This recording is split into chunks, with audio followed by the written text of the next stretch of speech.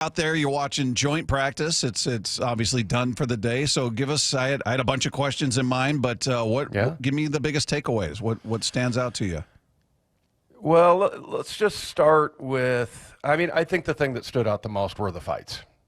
Lots of fights. I mean, there was a lot going on, man, and enough where like there would be one on one side and then down on the other, and then the whole thing. Leslie Frazier, he is kind of Mike's right hand man. He was like telling people, get inside, get in the locker room, or they have two fields, and in between is an indoor facility.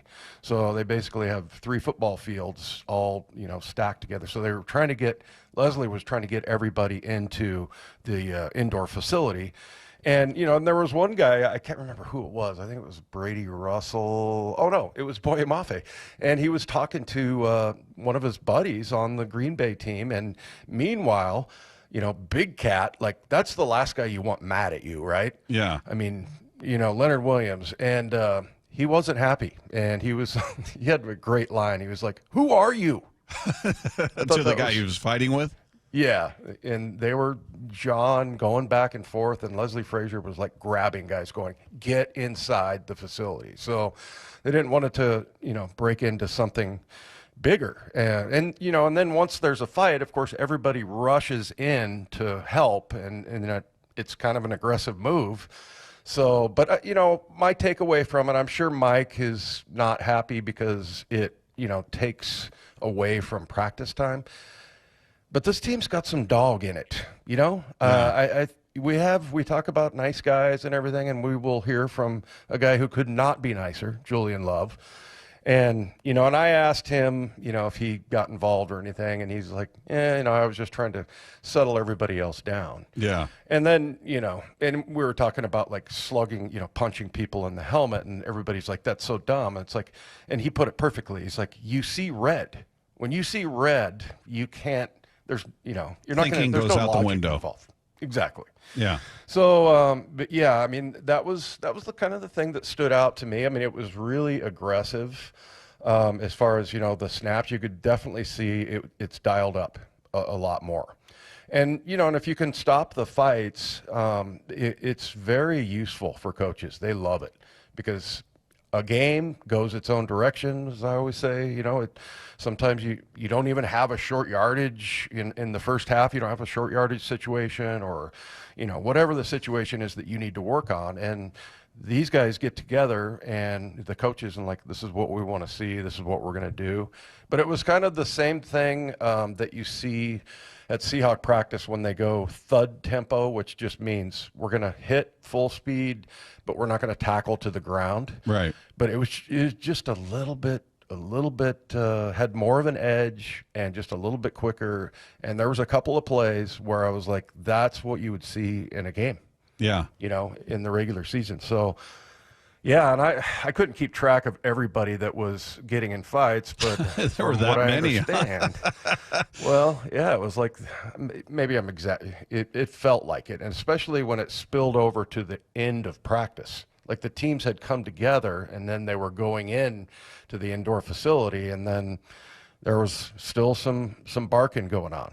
Oh, so I like it though. I like the edge. I like, as long as nobody gets hurt. There's a lot of pushing and shoving and helmet slapping, whatever. Help yourself. Yeah. Mike McDonald afterwards addressed the amount of fights that happen between these two teams. It gets a little chippy, and I think when you get like big people, it's just because you're just kind of everyone's trying to figure everything out and things like that. So look, our guys they stayed composed after those things, kind of came back down and executed the second half of practice. So that was good to see. Do you say when you get big people? Is that what he said? Yeah, a bunch of big people. Large people, they fight. Is it hot out there? Was the heat getting to people? Is it, I know it's hot in the room you're in. You've made that clear. But outside, is it unusually hot to where, all right, tempers are going to flare. Everybody's uncomfortable out here. Yeah, not really. Not really. I mean, it was a little bit on the muggy side. But, yeah, I mean, I don't think that had much to do with it. But I got to say that I think the Seahawks kind of started it. Yeah. And that, JSN, man, he made 2 of the most beautiful catches. One of them was one-handed. And he was letting their sidelines hear about it a little bit. afterwards. He was flexing over there and spiking the ball and stuff, and which I love. And, that's kind of what you want. And Julian and I will talk about that when we listen to the interview, but it's kind of like you want guys that way that are just a little bit, like you said, on the edge. And, they were kind of, and then the other guy, Derek Hall, he's a guy that, he's outspoken, and, he's going to let you know about it. But, I even heard that. Go ahead. Well, I was going to say, even outside of the fights, which are always fun for me. Yeah. How did Darnold look? Because we've had such limited exposure, or he has, versus other teams. Yeah. Obviously, we saw him 4 passes in the last game, and that was it. Now you get a chance to see him against a different opposition out there. How'd he look?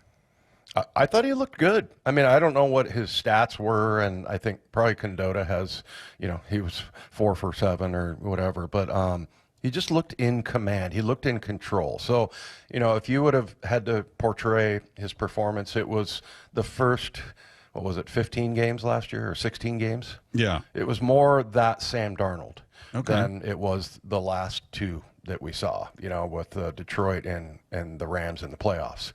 So he just very much, he's running the show. You can see him, making checks and things like that, and he understands the offense. And then he made a few really good throws in tight little windows. So, yeah, and he looked confident. And then I listened to him afterwards in the press conference, and he's one of those guys that comes up and to the press conference is like, all right, guys, what do you got? I mean, he just is. He's very mature, and and I thought he looked fine, just the way he carried himself, and then the way that he was running the 7-on-7 and everything. He looked good to me. Did K9 get out there? Is he still nursing the ankle or foot? Yeah, he was out there a little bit, but then when it got to the team stuff, he didn't do much. But so I'm not sure what's going on with him, and and you asked the 2 questions, like those are the 2 guys you want to see, Ken Walker and Sam Darnold on offense for sure. So, but yeah, I mean, it was a very, definitely, like, the tempo was definitely jacked up. I mean, it was really like a game, like I said. Yeah. What about the O-line? We've been praising what they've looked like, throwing out there, obviously, the qualifier. It's preseason, we get it, but how did they look in this one? They look good. Really, I mean, there's only, and I'll keep it to myself, but there's only really one guy that I've heard complaints about as far as the offensive line goes. They feel like I didn't get any hints as to whether it's going to be Sundell or Oluwatimi at center. Pretty sure it sounds like the more you talk to people, the more Anthony Bradford's going to be your right guard. That seems like it's done.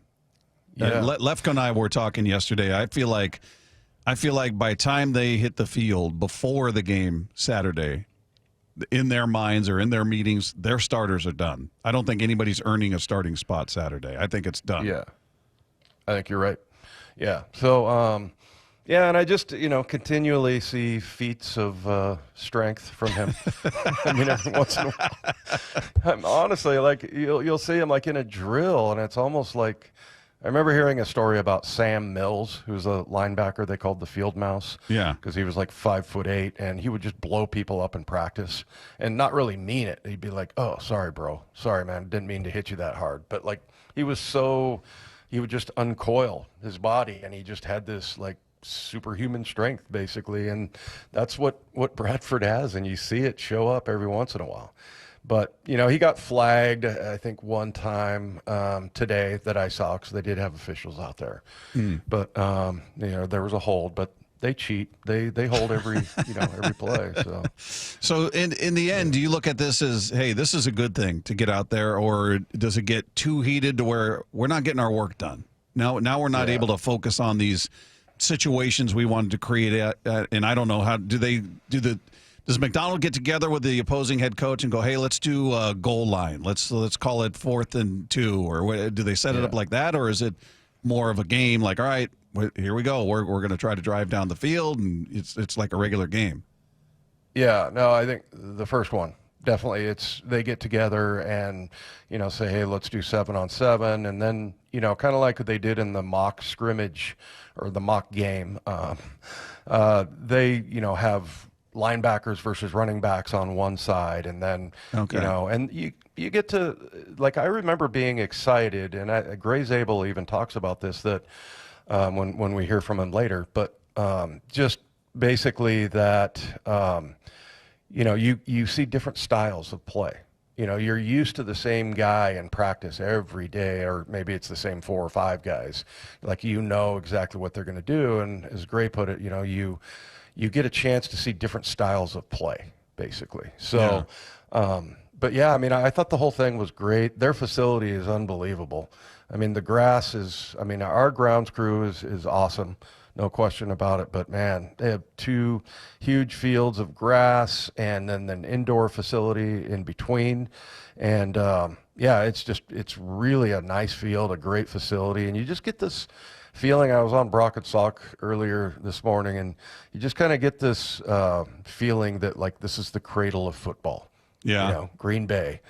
And and they're not cocky about it, I guess. It's kind of a solemn thing. Like, it's not like the Dallas Cowboys that they think they're hot bleep, Yeah.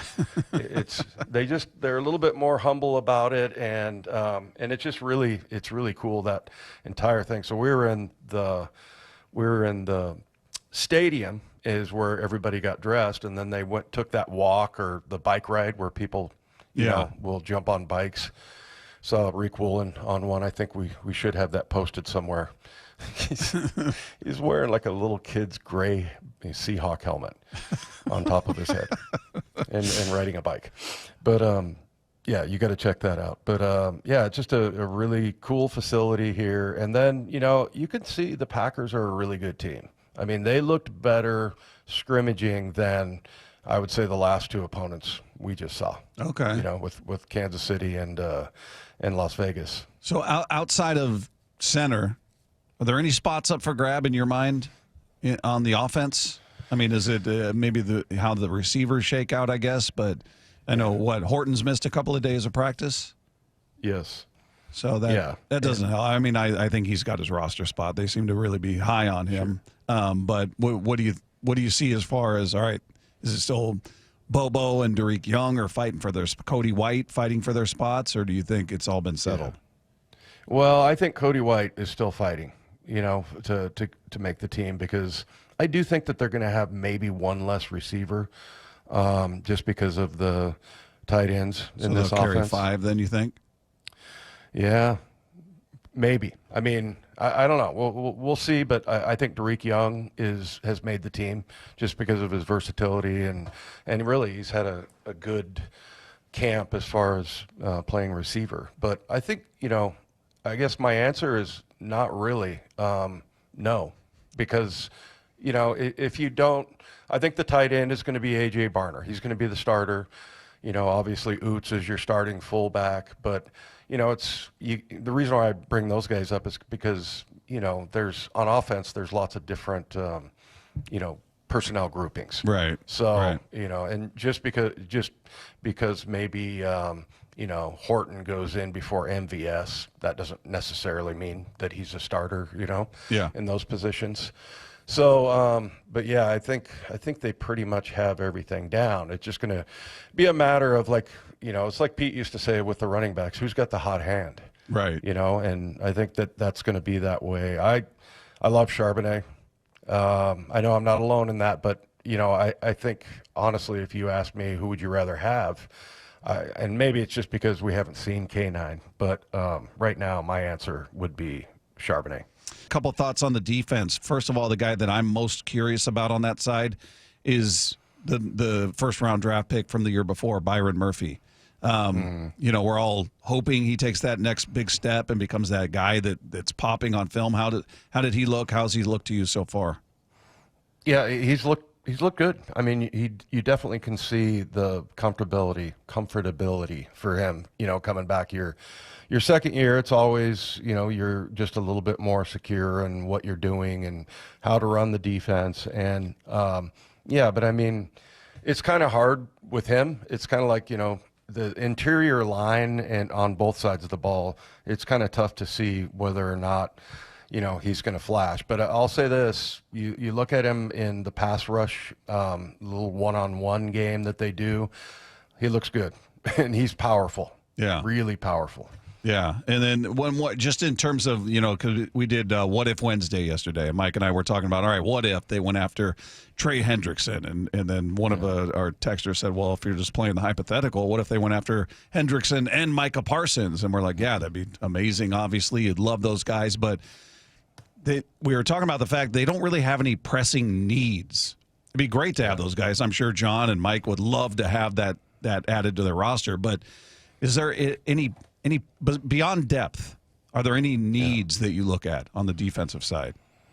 Yeah, I mean, until you said no depth, I guess corner to me, maybe still.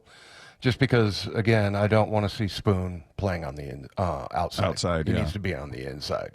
So, but yeah, I thought that they answered some questions there, but maybe that's the one where, not quite enough. I like the middle linebackers now, the inside guys. Yeah. I didn't going into camp, but now after O'Connell and Drake Thomas have showed up really well. Love the Drake.